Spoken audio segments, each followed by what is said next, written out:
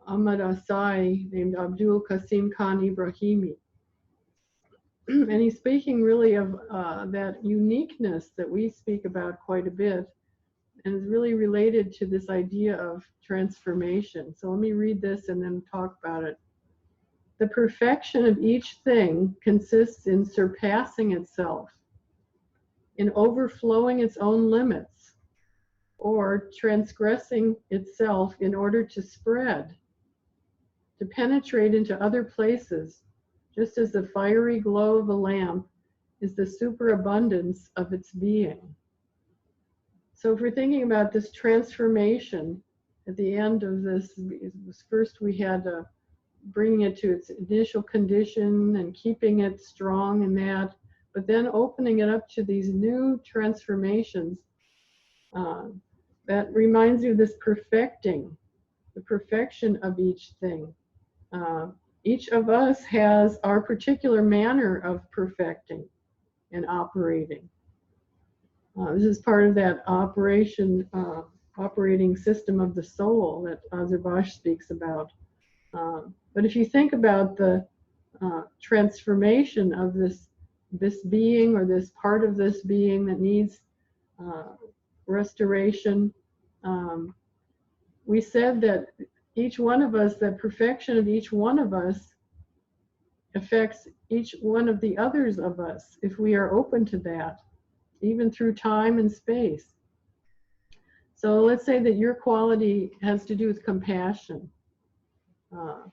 So that now that in this process, as we said, the last part of this round, Muhi, we can think about the qualities that are being birthed through all of these beings in the whole universe.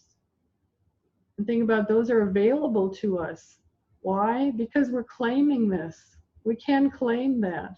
We are a part of this mystical union. And so when we realize that, then all of the transformation that could possibly happen is right at hand.